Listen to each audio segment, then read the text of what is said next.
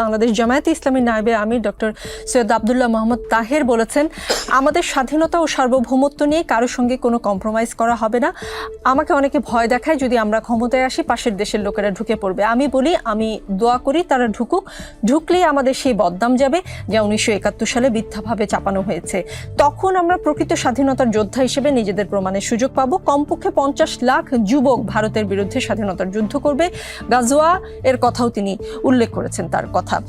আমরা তো এখন আসলে স্বাধীন দেশ, তো এখন কারোর সাথে যুদ্ধ হলে সেটা কি আসলে স্বাধীনতার যুদ্ধ হবে? জামাত কি তাদের বদনাম ঘোচানোর আসলেই সুযোগ পাবে?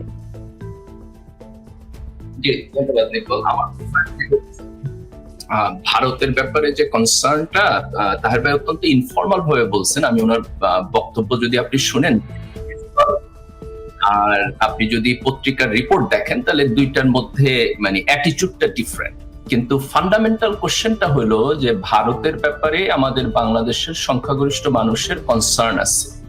এই কনসার্নটা কোন জায়গায় আপনি কয়েকটা ডাইমেনশনে বুঝবেন। একটা ডাইমেনশন হলো যে গত 15 বছরে আওয়ামী লীগের যে ফ্যাসিবাদী সরকার এখানে ছিল, যারা 3টা নির্বাচন হচ্ছে আপনার চুরি করে করছে, বিরোধী দলের নেতা কর্মীদেরকে অত্যাচার নির্যাতন করছে, গুম করছে, এবং আমরা সেখানে এই টোটাল প্রসেসটা দেখেছি যে ভারতের সরকারের এক ধরনের সক্রিয় সহযোগিতা এবং প্রশ্রয় হয়েছে। দুইটা উদাহরণ আমি আপনাকে দিব। একটা হচ্ছে খুব সম্ভবত 2014 অথবা 18 নির্বাচনে হবে, যে ভারতের একজন পররাষ্ট্র সচিব উনি বাংলাদেশে এসেছিলেন নির্বাচনের আগে, যাতে করে এখানে নির্বাচনটা ঠিকঠাক মতো হয়, বিএনপি কে বাইরে রেখে জাতীয় পার্টিকে নির্বাচনে নিয়ে যেন নির্বাচন করা যায়। অত্যন্ত আগলি ভাবে উনি জাতীয় পার্টির সাথে কথা বলতেছেন, তাদেরকে নির্বাচনে নিতেছেন।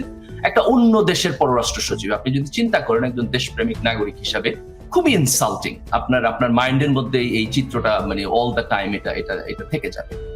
তো এই যে আমাদের দেশে একটা fascist Sarkar all the time ভারতের সাপোর্টে এখানে টিকে রইলো, নেকেডলি ওপেনলি তারা এটাকে সাপোর্ট করলো, এটা আমাদের জাতীয় নিরাপত্তার জন্য একটা অনেক অনেক বড় প্রশ্ন।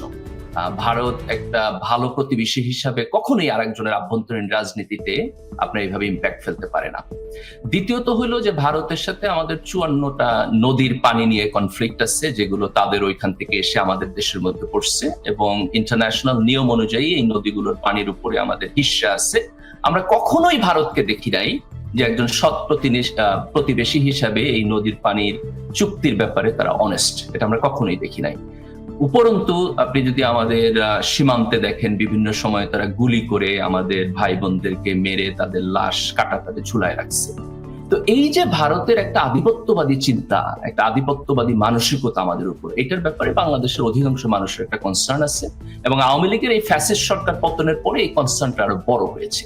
তো এটা হচ্ছে আমাদের একটা কনসার্নের জায়গা। আমি যদি জামাত ইসলামের নায়েবে আমির তাহের বাড়ির বক্তব্যের জায়গাটা দেখি, তাহলে এই জায়গাটা থেকে ভারতের ব্যাপারে উনি কনসার্ন। তার মানে তো আপনি বলছেন তিনি খুব ইনফর্মালি 50 লাখ যুবক ভারতের বিরুদ্ধে স্বাধীনতা যুদ্ধ করবে সেটা বলেছেন নাম্বার সহ। তার মানে 50 লাখ যুবক জামাতে ইসলামীর এই ধরনের একটা ফোর্স আছে, সেটা বোঝাতে চেয়েছেন তিনি। আমি তো মনে করি উনি 50 লাখ বলছেন, এটা ভুল রেটরিক বলছেন। এই দেশের সংখ্যাগরিষ্ঠ মানুষ দেশের স্বাধীনতা সার্বভৌমত্বের পক্ষে, এবং আমি মনে করি এই দেশের 100% মানুষ কখনোই ভারতের আধিপত্যবাদ এই দেশের উপর মেনে নেবে না। আমাদের 18 কোটি মানুষের সবাই জি পলিটিক্যাল রেটরিক ছিল সেটা। জি।